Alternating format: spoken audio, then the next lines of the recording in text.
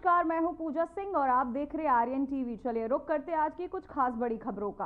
तो वही खबर सामने आ रही है जहां पोप फ्रांसिस के निधन पर योगी सरकार का बड़ा फैसला। राज्य सरकार ने सभी कार्यक्रम किए स्थगित। देश में अगले 3 दिन तक राज्य के शोक की घोषणा।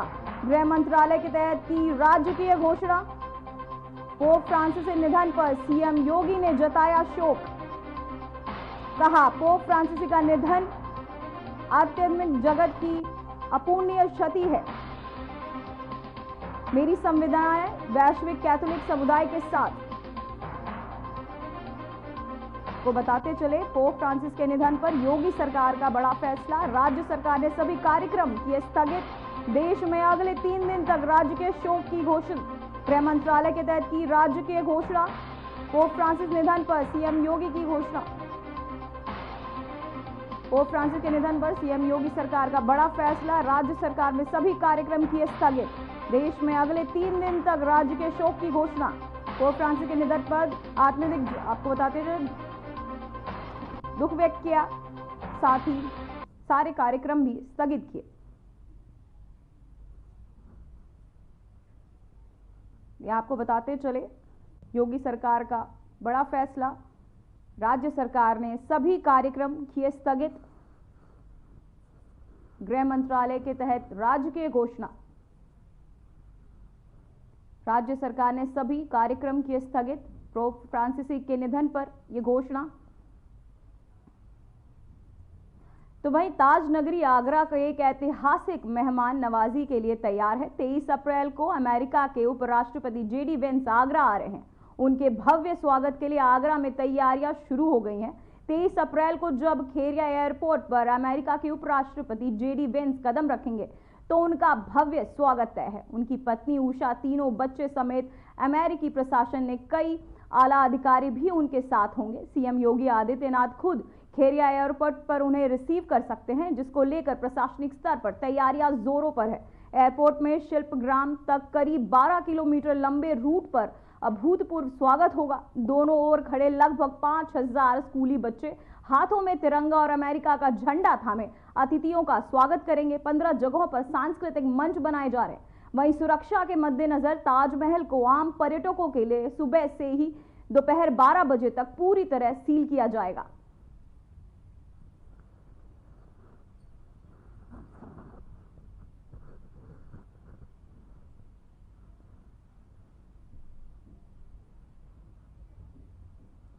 तो वहीं केशव प्रसाद मौर्य आज अयोध्या दौरे पर है। केशव प्रसाद मौर्य का हेलीकॉप्टर पुलिस लाइन में उतरा, जहां बीजेपी नेताओं अधिकारियों ने उनका भव्य स्वागत किया। बता दें कि केशव प्रसाद मौर्य बीजेपी के तहत आयोजित भारत रत्न डॉक्टर भीमराव अंबेडकर जयंती समारोह में शामिल हुए। तो वहीं समारोह में शामिल हो उन्होंने जनसभा को संबोधित किया। वहीं इसके बाद विभागीय अधिकारियों संग बैठक करेंगे और विकासशील एवं निर्माणाधीन योजनाओं का निरीक्षण भी करेंगे। डिप्टी सीएम केशव प्रसाद का अयोध्या दौरा।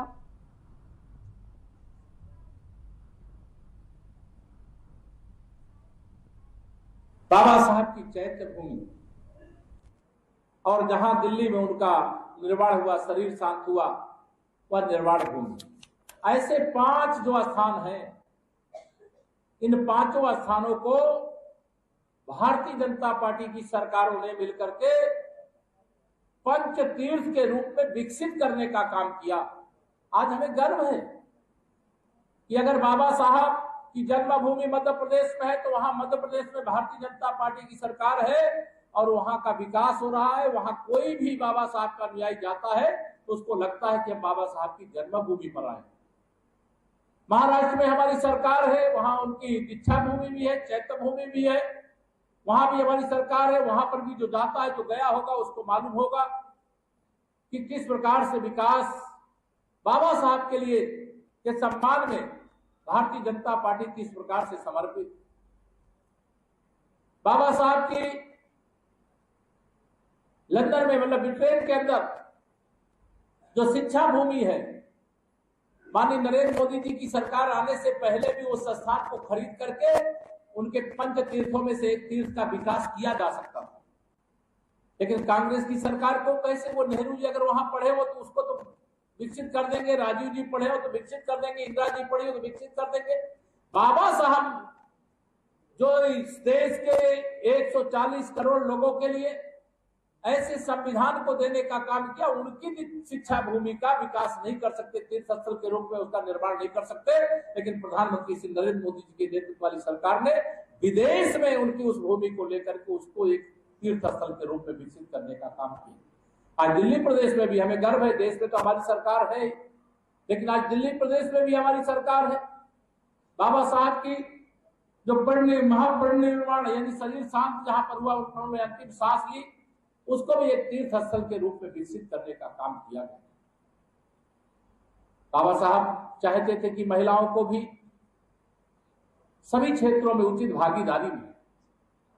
आजादी के बाद से प्रचंड बहुमत की सरकारें कांग्रेस की आई, मुस्लिम तुष्टीकरण की राजनीति के लिए राजीव गांधी जी के नेतृत्व में 400 से अधिक सांसद जीत करके गए थे।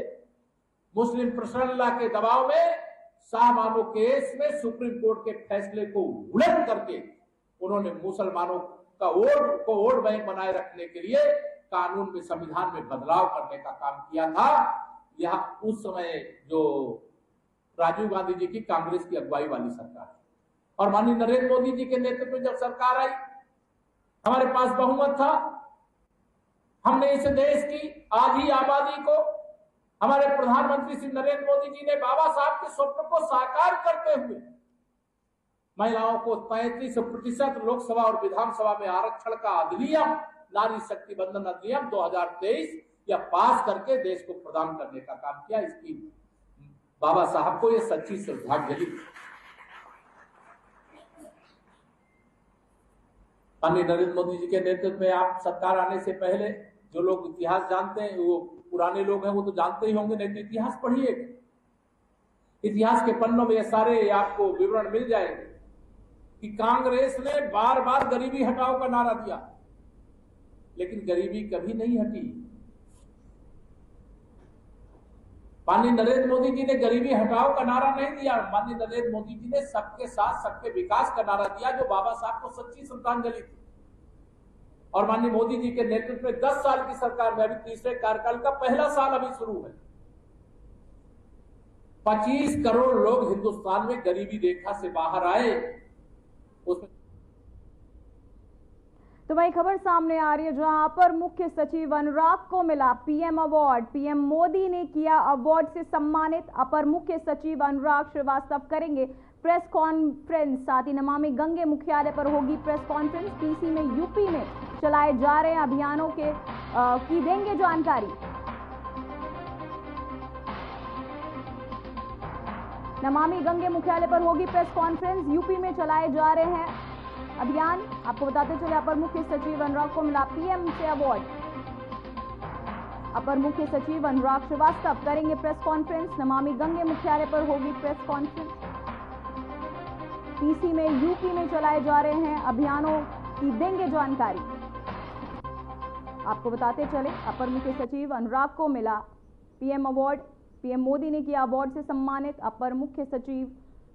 आपको बताते चले सम्मानित किए गए पीएम मोदी ने अवार्ड देकर उन्हें किया सम्मानित। अनुराग को मिला पीएम से अवार्ड।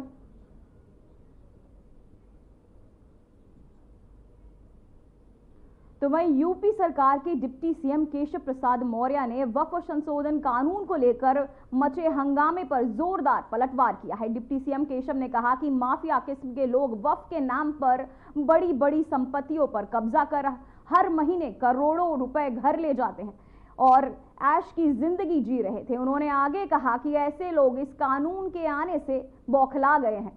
केशव ने विपक्षी दलों को आड़े हाथों लेते हुए कहा कि कांग्रेस, सपा, टीएमसी जैसे दल जो मुस्लिम तुष्टीकरण की राजनीति करते हैं, जिन्होंने इस देश के मुसलमानों को सिर्फ वोट बैंक बनाकर रखा है, अब उनकी दुकानों पर ताला लगने वाला है। बिल है, इस बिल को लेकर के भारतीय जनता पार्टी ने पहले प्रदेश स्तर की कार्यशाला की है, आज अवध क्षेत्र की कार्यशाला है, जिसमें हमारे महामंत्री और राउत क्षेत्र के प्रभारी संजय राय जी, हमारे क्षेत्रीय अध्यक्ष कमलेश जी और हमारे सभी इस क्षेत्र के सम्मानित विधायकगण, विधान परिषद के सदस्यगण, हमारे सभी जिलाध्यक्षगण इस कार्यक्रम का हिस्सा है। मैं आज ये कह सकता हूँ कि कांग्रेस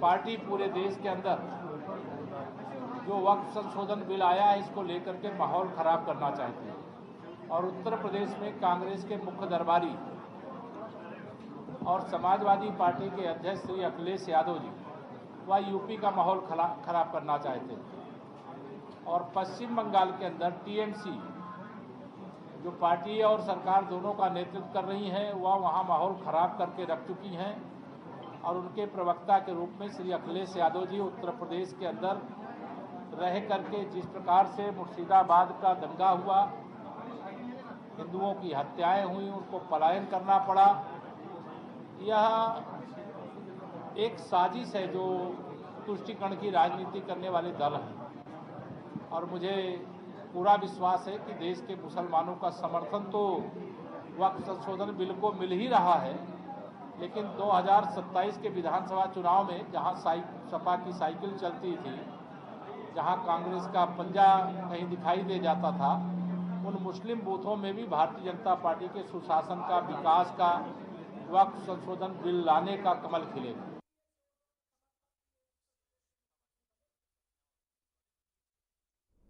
तो वहीं उत्तर प्रदेश के डिप्टी सीएम केशव प्रसाद मौर्य ने पश्चिम बंगाल में हाल ही में हुई हिंसा को लेकर तृणमूल कांग्रेस और सीएम ममता बनर्जी पर जमकर निशाना साधा। मौर्य ने ममता बनर्जी की सरकार पर तुष्टीकरण की राजनीति को बढ़ावा देने का आरोप लगाया और साथ ही उन्होंने दावा किया कि अगले विधानसभा चुनाव में टीएमसी को बहुमत नहीं मिलेगा। उन्होंने कहा कि हिंदुओं की हत्याएं हुई हैं, लेकिन दंगाइयों को सत्ता का संरक्षण प्राप्त है। महिलाओं के साथ अमानवीय अत्याचार हुए हैं। बता दें कि पश्चिम बंगाल में मुर्शिदाबाद में 11 अप्रैल को वक्फ कानून के विरोध में हुए प्रदर्शन के दौरान भड़की हिंसा में 3 लोगों की मौत हो गई, कई लोग घायल हो गए।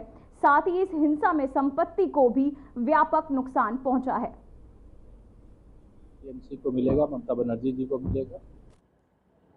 तुष्टीकरण की राजनीति की सारी हदें पश्चिम बंगाल की सरकार पार कर चुकी है।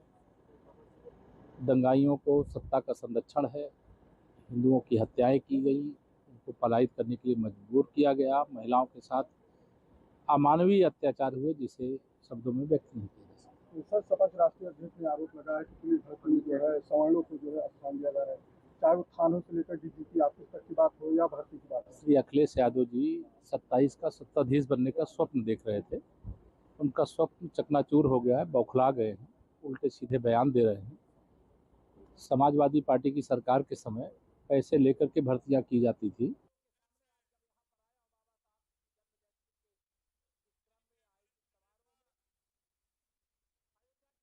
प्रतापगढ़ से खबर सामने आ रही है, जहां कैबिनेट मंत्री डॉक्टर संजय निषाद पहुंचे प्रतापगढ़। संवैधानिक अधिकार यात्रा लेकर पहुंचे निषादों और एससी वर्ग में शामिल करने का उठाई मांग। मोदी योगी सरकार में निषादों को मिला अधिकार, सपा पर जमकर साधा निशाना। सपा सरकार में दलितों पर होता था अत्याचार। तो आपको बताते चले, सपा सरकार में दलितों पर होता था अत्याचार, कहा उन्होंने। कैबिनेट मंत्री संजय निषाद पहुंचे प्रतापगढ़, जहां संवैधानिक अधिकार यात्रा लेकर निकले निषादों को एससी वर्ग में शामिल करने की उठाई मांग। साथ ही कहा उन्होंने कि मोदी योगी सरकार में निषादों को मिला अधिकार, सपा पर जमकर साधा निशाना। सपा सरकार में दलितों पर होता था अत्याचार, कहा उन्होंने। साथ ही आपको बताते चले, मोदी योगी सरकार में निषादों को मिला अधिकार। साथ ही उन्होंने ये भी कहा कि सपा सरकार में दलितों पर होता था अत्याचार। कैबिनेट मंत्री संजय निषाद पहुंचे प्रतापगढ़, संवैधानिक अधिकार यात्रा लेकर पहुंचे निषाद। मोदी योगी सरकार में आपको बताते चले,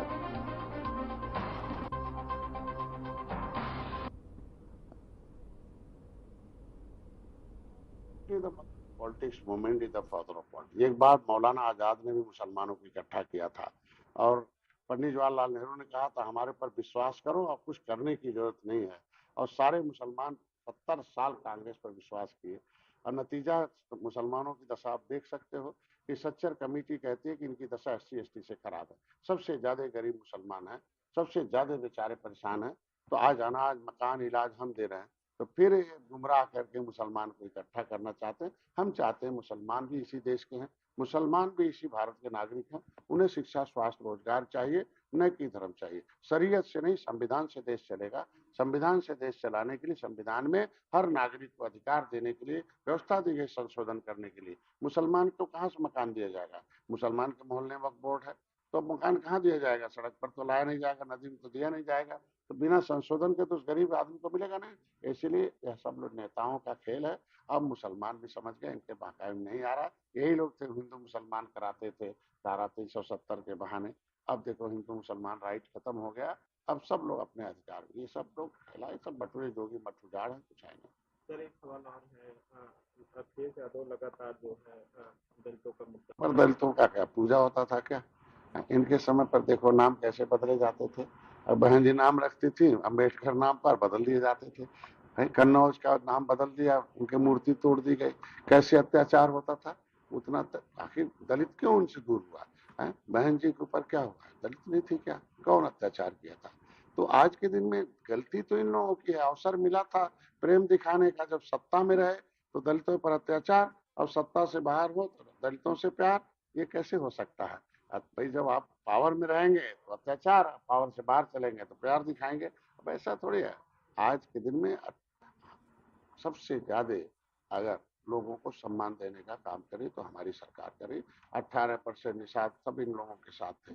अगर ये प्यार दिखाए होते तो आज इनसे जो है जो अधिकार दिए होते तो आज प्यार दिखाई देता। आज के दिन में सब झूठा है, कुछ है नहीं, दलित नहीं, इधर उधर भरम में जाने वाला नहीं।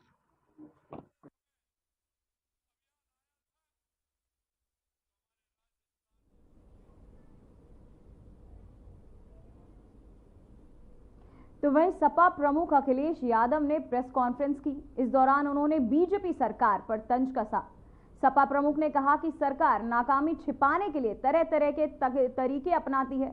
आप अगर उनकी विचारधारा से नहीं जुड़ते तो आपको नौकरी नहीं मिल सकती। और आपको बताते चले कि साथ ही उन्होंने कहा कि फीस को साजिश के तहत बढ़ाई जा रही है। शिक्षा का निजीकरण तेजी से हो रहा है। साथ ही उन्होंने क्या कुछ कहा, आइए आपको सुनाते हैं। थानाध्यक्ष राजापुर, कोतवाल, करबी, थानाध्यक्ष मऊ, थानाध्यक्ष पहाड़ी, थाना बरगढ़ प्रभारी, चौकी प्रभारी सीतापुर, चौकी प्रभारी शिवरामपुर, थानाध्यक्ष मनकापुर, थानाध्यक्ष बहिलापुर, खंड विकास अधिकारी पहाड़ी। ये ढूंढ लीजिए आप क्या है। इसमें पीडीए कितने हैं, जितने मैंने बता दिए। तो मैनिपुलेशन कौन कर रहा है? मैनिपुलेशन कौन कर रहा है? और फिर चैनल क्यों हमें दिखाएंगे? क्योंकि चैनल में हम पीडीए वाले लोग हैं। अब ये बोल दें फिर आप नाराज हो जाओगे। उसका भी डेटा हमारे पास। मैं आपका धन्यवाद देता हूं, आप साथ आइए।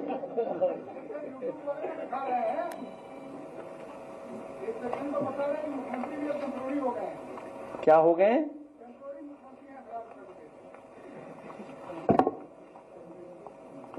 देखिए सच्चाई तो ये है कि उत्पीड़न, अन्याय हर वर्ग पे बढ़ा है और इधर दलित समाज में बड़े पैमाने बढ़ा है अत्याचार। बाबा साहब भीमराव अम्बेडकर की प्रतिमाएं हर दिन हम लोग देख रहे हैं खंडित की जा रही है, अपमानित की जा रही है, तोड़ी जा रही हैं। और उसका कारण क्या है? ये जो प्रभुत्ववादी लोग हैं वो स्वीकार नहीं कर पा रहे कुछ चीजें। और बहुत सारी घटना हमारी पार्टी के लोग लगातार पहुंच रहे हैं और जा रहे हैं, मिलते हैं लोगों से जाकर के। ऐसा नहीं कि नहीं मिलते हैं, जाते हैं, मिलते हैं जाकर के उनसे। तो ये लगातार इस सरकार में बढ़ा है। और करप्शन की तो आपसे कौन नहीं जानता करप्शन क्या है। ये सबको ढूंढ लाते हैं, बुलडोजर चल जाता है। एक अधिकारी अंडरग्राउंड है और अधिकारी जिसके माध्यम से जहां तक पहुंचता था या जो पहुंचाता था वो पकड़ा गया है। उसके मोबाइल में सब कुछ होगा, कॉल डिटेल होंगी। मैं कहता हूं उसके कॉल डिटेल ही निकाल दो कि किन किन अधिकारियों की और वो इंतजाम करता था। और आप में से बहुत सारे साथी जो बता देते हैं, कई बार हमें भी जानकारी देते हैं।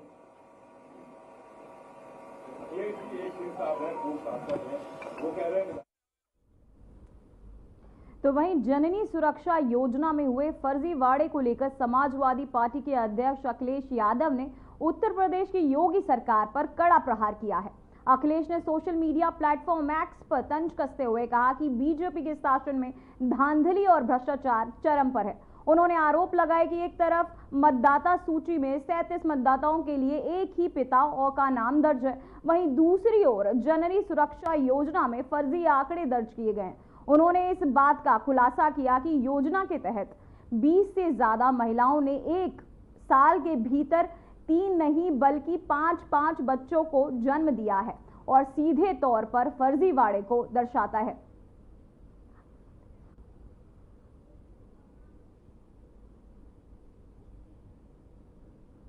तो वहीं आपको बताते चले कि जननी सुरक्षा योजना को लेकर अखिलेश का ये बयान, वहीं दूसरी तरफ सपा मुखिया अखिलेश यादव के दिए गए सिंह राजनीति संबंधी बयान पर अब बीजेपी ने तीखा पलटवार किया है। बीजेपी प्रवक्ता राकेश त्रिपाठी ने सोमवार को प्रेस वार्ता में अखिलेश यादव पर जातीय आधार पर समाज को बांटने का आरोप लगाते हुए कहा, अगर सिंह का मतलब ठाकुर है तो क्या मुलायम सिंह ठाकुर थे? ये तो यही आपको बताते चले। त्रिपाठी ने कहा कि अखिलेश यादव जातीय उन्माद फैलाने का राजनीतिक लाभ लेना चाहते हैं। उन्होंने कहा कि अखिलेश यादव जानबूझकर झूठ फैला रहे हैं कि पुलिस थानों में एक ही जाति के लोगों की पोस्टिंग की जा सके, जबकि यूपी पुलिस ने खुद ऐसे सभी दावों को खारिज कर दिया है।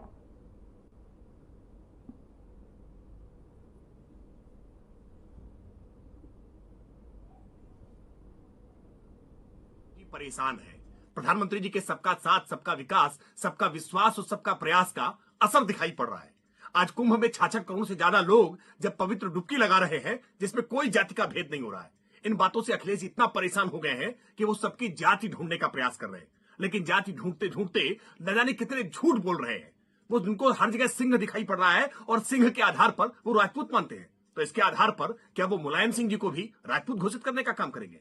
अखिलेश ये झूठ बोलना बंद करिए। आपके झूठ का पर्दाफाश हो चुका है। जिन जिलों को आपने लेकर के झूठी सूचनाएं दी थी, हर सूचना को लेकर के उत्तर प्रदेश की पुलिस ने स्पष्टीकरण दे दिया है कि ये सारी बातें केवल कपोल कल्पित है, अफवाहें फैलाने के लिए है, जातीय उन्माद भड़काने के लिए, जातीय संघर्ष स्थापित करने के लिए आप जानबूझ करके षड्यंत्र रच रहे हैं। लेकिन उत्तर प्रदेश की जनता आपके इस बरगलावे में, इस भुलावे। तो वहीं वाराणसी से खबर सामने आ रही, जहां इंडिया गठबंधन का जोरदार प्रदर्शन। शहर में सपा बार के खिलाफ कार्यकर्ताओं का प्रदर्शन। सपा महिला मोर्चा की प्रदेश अध्यक्ष की अगुवाई में प्रदर्शन। पीएम मोदी के संसदीय जनसंपर्क कार्यालय पहुंचे कार्यकर्ता। कार्यालय में कुछ दूरी पर पुलिस ने कार्यकर्ताओं को रोका। तो वहीं आपको बताते चले, बड़ी खबर सामने आ रही है, जहां इंडिया गठबंधन का जोरदार प्रदर्शन, सपा बार के खिलाफ कार्यकर्ताओं का प्रदर्शन। सपा महिला मोर्चा के प्रदेश अध्यक्ष की अगुवाई में यह प्रदर्शन। पीएम मोदी के संसदीय जनसंपर्क कार्यालय पहुंचे कार्यकर्ता। इंडिया गठबंधन का जोरदार प्रदर्शन, जहां आपको बताते चले इंडिया गठबंधन का यह जोरदार प्रदर्शन।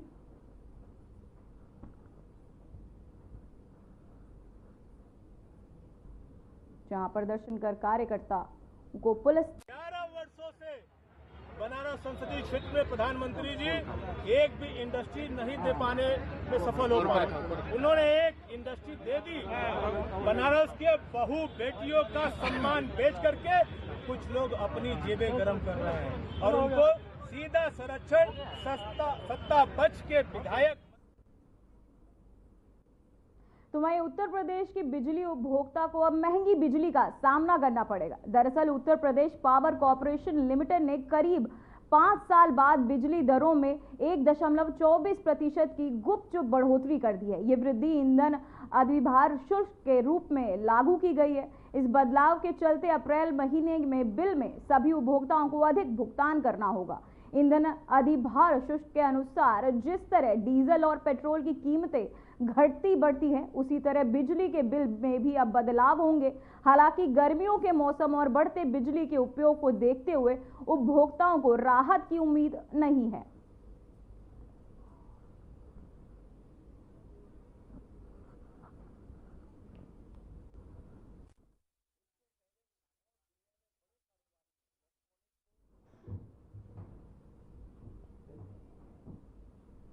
तो वहीं प्रधानमंत्री नरेंद्र मोदी सऊदी अरब के 3 दिवसीय दौरे पर हैं। पीएम मोदी का आज सऊदी अरब के लिए रवाना हुए। वहीं जैसे ही सऊदी अरब के एयर स्पेस में पीएम मोदी के विमान ने एंट्री ली, इस मौके पर सऊदी अरब के स्पेशल जेस्चर दिखाया है। साथ ही सऊदी अरब के एयर स्पेस में पीएम मोदी का विमान पहुंचने पर सऊदी अरब की एयर फोर्स ने उनके विमान को स्पेशल सुरक्षा प्रदान की।